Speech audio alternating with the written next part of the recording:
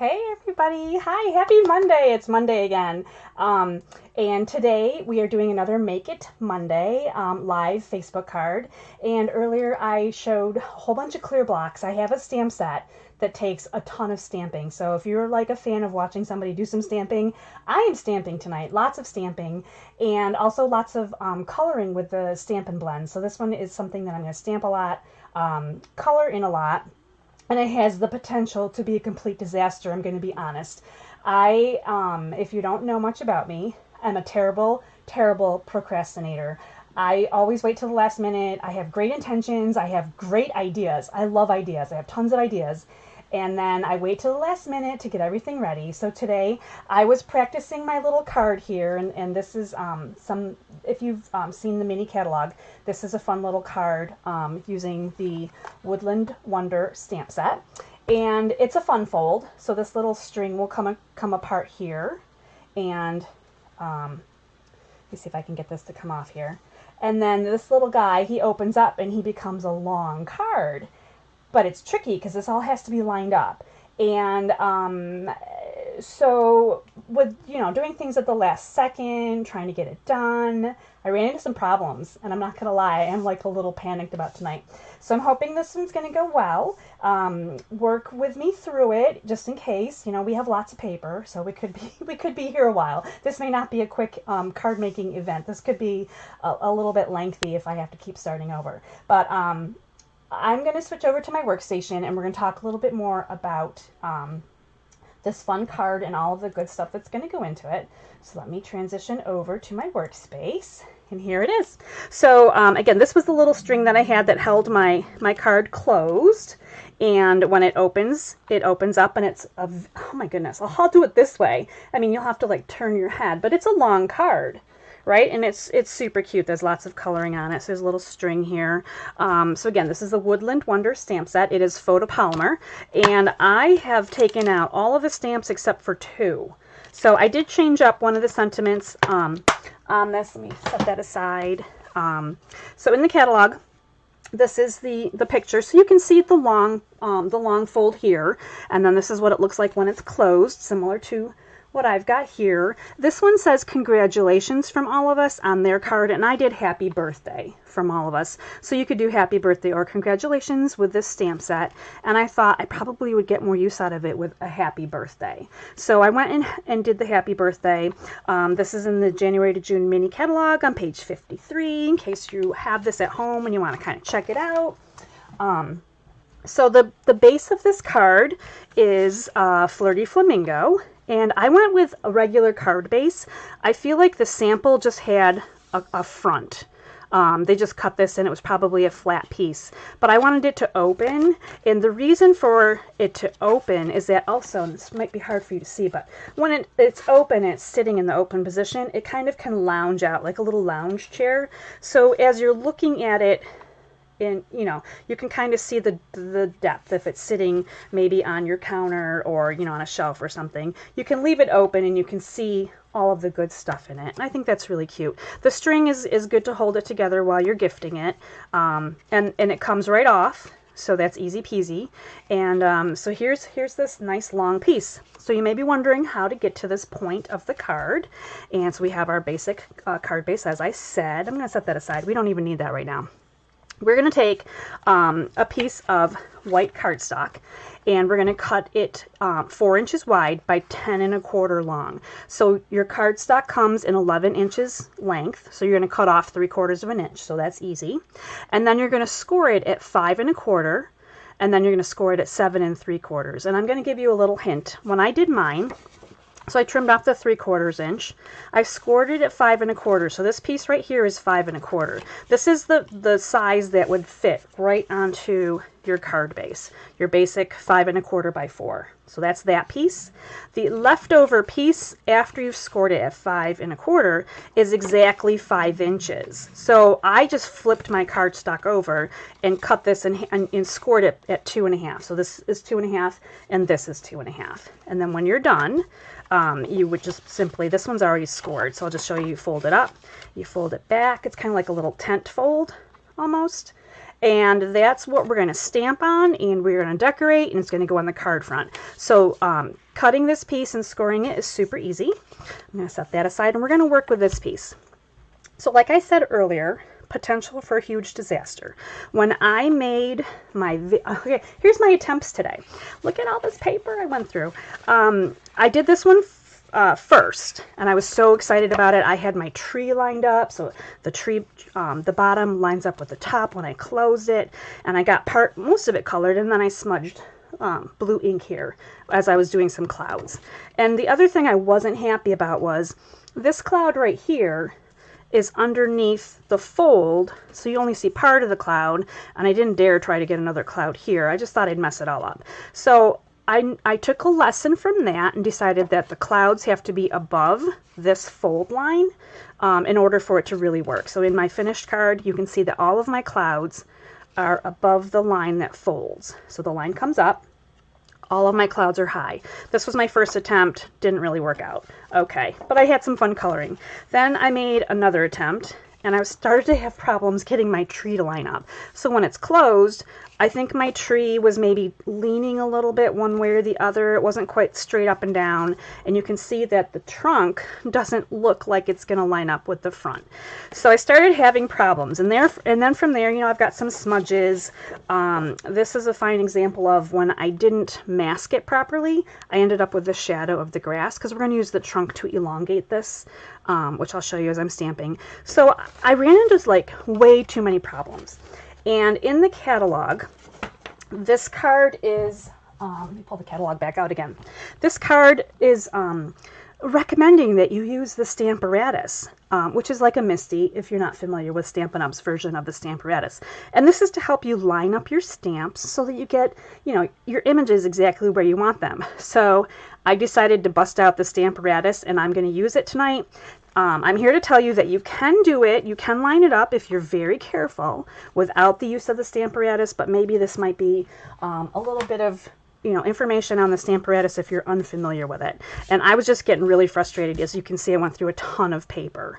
So I'm going to bring in my Stamparatus, and this is what it looks like.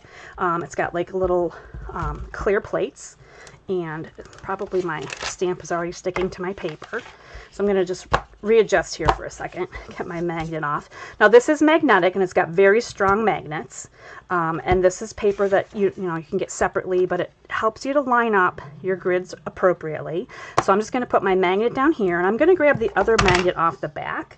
So on the back there's two places to hold the magnets, and they're very strong magnets. You don't want to put them together because they will actually shatter and break. Some people wrap these in washi tape to kind of help a little bit. I just try to be super mindful about not letting them get too close together. So I'm going to line this up. Now I've already got some of my stamps, hard to see here, some of my stamps on my clear plate. So I'm going to start inking things up, and I'm going to show you the beauty of the Stamparatus here. We're going to do this tonight. So I'm going to hold this up a little bit and just start putting, this is Memento ink, so black ink, going here on my stamp. Now the one thing I did determine was the little raccoon his little head needs to be pretty close to the first score line, the 5 1/4 inch score line.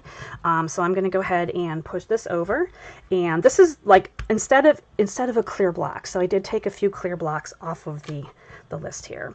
So here you can see I've got my first stamping done, and this is the part. It's got squirrel, a birdie, raccoon, a little owl. And I'm going to take this plate right off. I don't want this plate on here right now. I'm going to switch up some plates. So the beauty of the Stamparatus is there's more than one plate. And I'm going to put this one on the top. So this is the top now. And I'm going to go ahead and ink this up. And I lined these up earlier, so I'm hoping that as long as I have the paper placed correctly on my Stamparatus platform here, I should be able to get these things to line up beautifully. I'm going to shift my magnet a little bit. I'm going to put this down and press. So this is my ink going on, and if it didn't get all inked, I could go ahead and ink this back up again and put it back down, but I am very happy with that. And I'm going to move this plate off. I have 3 plates for tonight's card. I do have 4 altogether. The Stamparatus comes with 2 so that you can use a plate on each side. And now I'm going to very carefully fold my paper because I'm going to extend the tree down this way. So I'm going to line this back up. This was all the homework I did earlier, was trying to figure out how to line it up, where it needs to be. And I'm going to bring in my third plate, which is this one right here. And I'm going to line it up. And for this part, I only want the top of the tree trunk. I don't want the grass because I want to make this a longer image. So I'm just going to very carefully ink up just here so that the grass is not inked. And I'm going to go ahead and put this over. Hopefully it's going to line up. Okay, here we go. Let's make sure that we got an image there. So you can see that I just made a little bit longer of a tree trunk.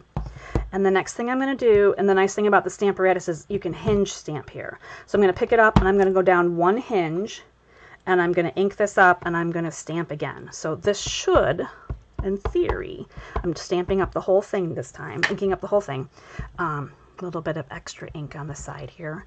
I'm going to bring this over and press it down. Now this time I've got the rest of the tree trunk and all of the grasses. And you can see that I've got that lined up pretty good. So I'm going to set aside that plate. And let's take a look at the card now and see. So here's all my stamping. I did all the way down. So you can see top to bottom. And hopefully, if I have it done correctly, it's pretty close. We're going to call it pretty close here.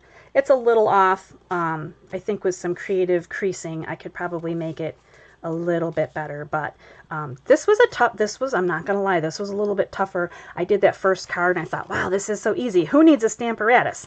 And then I started having problems from there. But I'm gonna set my Stamparatus aside because it did help out quite a bit. And we're gonna do some more stamping. We have even more stamps to do on this card. There was so much stamping going on. Bring back in my little sample here so you can kind of follow along with me. So the first one I'm going to grab is the music notes, and those are going to be in black ink, and we're going to put them right up here next to this little birdie. He's singing a song. So here's our little birdie singing a song. We've this little yay flag that's going to go on the the tip of his wing. So here's yay. This is super cute. This stamp set has, such cute features. This is just a little bar, and it's going to come here off of the tree trunk, just like that. Now, I don't know if you can see or not. Let me grab out my black marker. So I'm going to lift this up a little bit. I kind of missed the edge of the tree. So what I'm going to do is I'm going to take the fine tip of my black marker, and I'm just going to make these lines go a little bit closer and fill that in. So that's a nice little thing you can do if you have a nice little fine black marker. Next, I'm going to bring in the hip hip hooray little banner sign, and it's got like little, it looks like hearts, but I think they're supposed to be like little clippies for the top of it. And I'm going to just put this on here, and here's my little hip hip hooray banner sign. So that's coming together. All right, next we're going to add the bunny. So the bunny is peeking off the edge of the tree. So I'm going to line up his cheek and his body, and I'm going to snug him up right next to the tree trunk here at the base. So here's my little bunny snugged up. Isn't he cute? Like, I love the bunny. He's so cute. A little bit more. We're going to add some butterflies. I told you there's going to be lots of stamping here. I'm going to put a butterfly up here and one over here. Those are the two full butterflies, and then they showed a sideways butterfly too. So we're going to put this guy down here. And I think we're following along here with the sample pretty well. I'm looking to make sure I got everybody. Okay, I think that's it for that. Now we're going to put away the Memento ink, and we're going to add in some clouds, and we're going to add in our sentiment. Then we color and some heat embossing. So there's a lot going on with this card. But once you get the tree lined up, it's really pretty easy from there. So I'm going to go ahead and add in my blue clouds up here. I'll put one over here off to the side. And then this is where I'm very, very mindful of the fact that when I close it like this, I want to make sure my clouds are up above this line right here. So I'm going to kind of use this as a guide and then try to get one in here as close to the tree as I can. That's perfect. That one worked out really well. And then I'm just going to put one more here off to the side. And there we go. Oh, I squeaked that one in just right. So all my little clouds are up there toward the top. And I use the Balmy Blue ink. That's like a really good, like, blue sky looking ink. And then I've got the sentiment, and it says, hope your day stacks up to be one good thing on top of another. And I'm using the Real Red ink because it looked like it was really bright in the catalog. It didn't look like it was like a pinky ink. It looked like it was super red. Just want to do a little stamping here. Now again, I want the sentiment to go on here underneath. I want it to be hidden by my little flip up part of the card. So I'm going to keep that in mind and stamp that right there. And I'm not going to press this all the way down yet. If this red ink was still wet and I tried to close it, it may smear down onto the rest of my card. But now I'm going to start a little bit of coloring. So I'm going to be a little bit quick with the coloring because I don't want you to get tediously annoyed with the amount of coloring that I'm going to do. But I'm going to grab out tons and tons of my Stampin' Blends and start coloring away. And when I color, I'm usually not super exact. I'm going to start out with the light old olive, and I like the smaller tip to start with. And these are alcohol-based markers, so the color will bleed through the back, but it gives a really great quick saturation. They're very similar to Copic markers, if you're familiar with Copic markers. I've never actually used them. Because Stampin' Up! Has this version, and then this version of their blend pens here matches all their cardstock and all their paper. So it's just that instant matching that I really like the coordination. But if any of you guys watching and you're Copic fans, tell me what you love about them, because I would be so interested in trying them out. I like to try out new things, and I've never tried Copics. I don't know if they're considered expensive or not. I had heard that they're harder to use, but again, I've never tried them, so I couldn't say for sure that they're harder to use. This was the light old olive. Now I'm going to grab the dark old olive. So the blends come in a light and a dark, and when you buy them, you get both of them at the same time. So you get the light version, the dark version, and they're meant to be able to blend the colors together. But when they colored these leaves for this tree, they kept them so opposite, like one's light and one's dark, that you can totally see the two tones, light and dark, which is kind of cool. So I'm just gonna kind of quickly going over these. I'm not being super careful with my coloring. And sometimes I like to just kind of have that scribbly effect where it's just, it's there, you can see the color, it may be off the lines a little bit, but when you look at it from a distance, it still looks okay. I think I missed this one right there. So there's the green, and you can see that it's starting to pop a little bit with the color. Really love it. And I'm working from the top and going downward. So now we're going to start with my little bird, and I've got the dark Calypso Coral, and I'm just going to color in his tail and his wing and his head, and the color just goes on so nicely. And then we've got another little a birdie down here, the one that's singing his musical notes.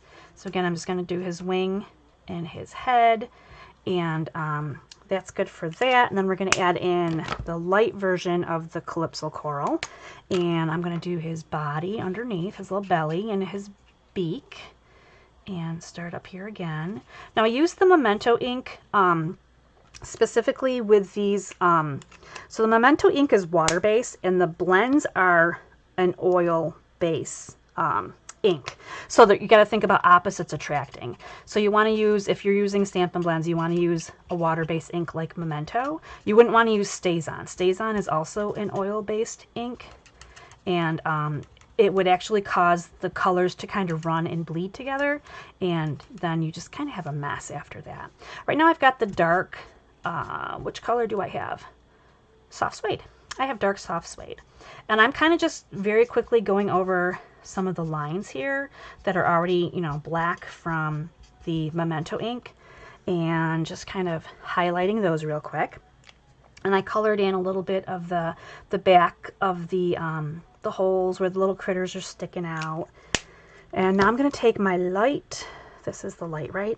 Light soft suede, and I'm going to just real quick come up here and start going around and get this tree colored in. So what I'm going to do is the little branches up at the top first, and then I'm going to do the sides, kind of come down, and I'm going to go around my critters a little bit first. And this is with the fine tip. And you can go right over top of the other color, the darker color here, and it's going to kind of blend together. And I'm just going to go up and around my little guy here. And these are kind of meant to be scribbled a little bit as you're coloring. You can kind of squiggle them and scribble. So I'm just trying to get all around all of the outside edges right now. And get all of this kind of down and around. Like so. And then I've got the bigger sections here where I can take the wider tip, the brush tip, and I can just real quick color this in just like this. So you can see that I'm using it a little bit sideways, maybe. You can see, I'm not sure. And just adding some really quick color to get that. So I use I went around the edges real quick and just, kind of like outlining it. And then I use the bigger tip here to just quickly color the rest of it, because sometimes you just want a quick color. What's nice about the blends is they don't leave lines behind things. So sometimes when you're using a marker and you start coloring and stop coloring, you can see like those weird lines where it just looks funky. With these kinds of markers, you don't get that weird oddball the lines. It just goes on so beautifully. This one for Mr. Squirrel is a light crumb cake, and I'm going to use a light petal pink, and I'm going to do his little muzzle here. And then I'm going to take the dark petal pink, and I'm going to give him a little blush. Just a little blush on his cheeks and warm him up a little bit. So here is Mr. Squirrel. I don't know if it's hard. You can kind of see maybe his little blush. He's cute. I think he's cute. Now we're going to go down to the raccoon, and I'm using light smoky slate, and I'm just going to fill him in real quick. Leave his eyes white and get his paws. You can see how quickly scribbling on some color. And then I'm going to take the light petal pink, and I'm just going to give him like some little, no, maybe I want the dark one. Let's try the dark one. That one didn't show up very good. Yeah, this one's a little bit better. Just give him a little bit of blush on his cheeks too, so he can have like, a little bit of lifelike looking critter going on. All right, so I'm going to do the owl next. I'm doing him. This is the light petal pink, and I just tried to kind of mimic the colors that it looked like the catalog had done for their card. I'm just adding a little bit of dark over top here. So I'm just kind of a little bit of dark there. And then his little flag had some pool party. So we're just going to kind of color in a little bit of that. Leave a little bit in the center. And where's my dark petal pink? I think I want to come back here and do his nose a little bit. There, that's better. So you can see we're moving down pretty quickly. We're going to go to the sign here, and I'm going to do the bar in the smoky slate that I did the raccoon in. So I'm going to just do that across, and then it looks like they took a yellow. This is the light so saffron, and they just kind of made a little bit of sweeping colors here a little bit, just kind of dressed it up, and nothing fancy here at all, just a couple little yellow stripes there. And then they took, maybe I'm going to use the light Calypso Coral and add a third color in here. So this one's going to kind of come across like this. So that's that one. I'm going to keep lifting those up so you can kind of see a little bit of the coloring that I've been doing. So a couple yellow swipes and then a coral swipe. And we're moving on down to the bunny. The bunny's super cute, right? So we're going to do light Flirty Flamingo, and we're going to do the inside of his ears and his little muzzle. And then I'm going to take the dark Flirty Flamingo, and he's going to have the outside of his ears done, just like so. And I'm going to do around his face and his body. So just nice little coloring. It's relaxing, I think, for some people. Like to color, get a little coloring in on a Monday, right? Oh, while I got this out, I think I'm going to do the butterflies too. So this is like, these are the hardest ones to do because they're super tiny. And when I was looking at the sample in the catalog, the images are super tiny because it's kind of a faraway picture. So I was trying to like tell what color some of these things were, and I thought, wow, those look like such tiny images to color in. And then when I stamped them, I'm like, oh, they're a little bit bigger than, you know, I thought they might be going into it. I'm just going to take the light petal pink and do a little bit of I mean, just a tiny little dot here in the middle of each of my butterflies. And I think the last thing I need to do here is just work on the grass for a second. So, wow, that didn't take too long, right? I was kind of worried about the amount of time that it might take me to color this, because I know it can be really tedious to watch people do these kinds of things. So, there we have it. I think she's all colored in. I'm trying to compare here to, yes, to my card. I think I've got everything on here colored that I wanted to color. So we're good here. And now we're going to do a little bit of embossing. So let me move aside all of these lovely blends. Get those out of the way. And next we're going to bring in some embossing equipment here. So I'm going to set this aside. So I've got my Versamark and I've got my sentiments. I have the Embossing Buddy. This is something that's not, you know, Stampin' Up! Doesn't sell this anymore, but you can find these, I think, probably in any of your craft stores, on eBay. Amazon, I think, has them too. And then I have my white embossing powder. So I keep my embossing powders in little plastic containers, and I have little spoons so I can work up my powder. There's more than one jar in these, so I like to kind of keep them full. And I have little scraps of black cardstock. So we're just going to start with one, and I'm going to swipe this. This is like anti-static. It's like powder in it. So I'm going to swipe this along here a little bit and open up my Versamark. So Versamark is that water mark. And I'm just going to put my watermark right on top of my stamp, which is tiny.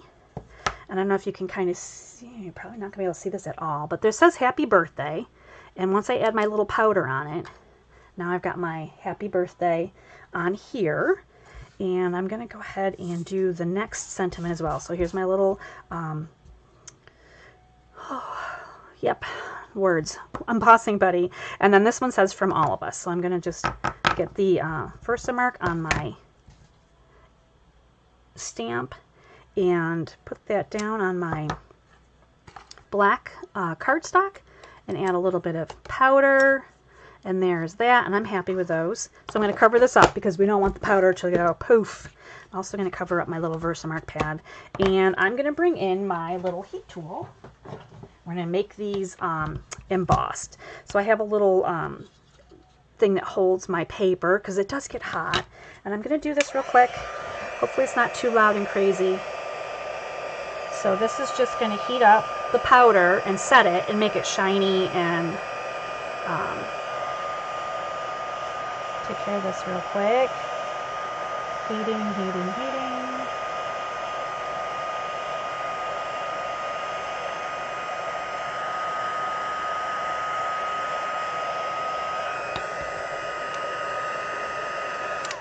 So I just want to show you what the one that's done. So now this is shiny, and it's all of the powder is like set in. So I want to show you the difference between the two.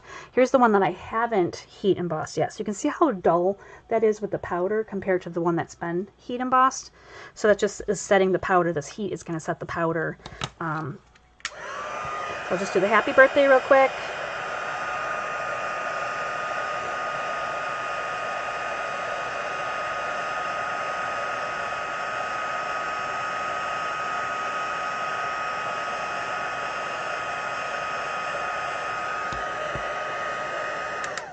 And that should do it.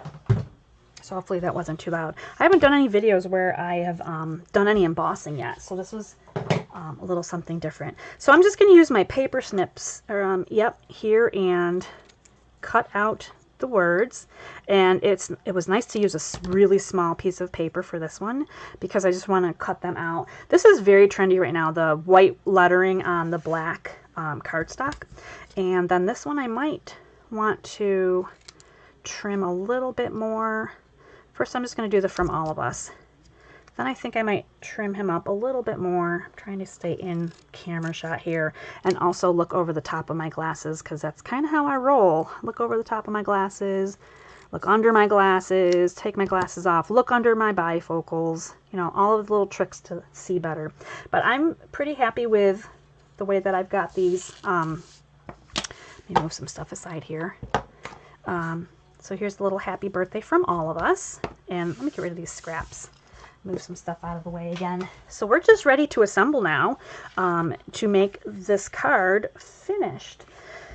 So I'm not going to put these on just yet. I'm going to go ahead and do the magic of the assembly first. So here's my card base. Again, this is the front.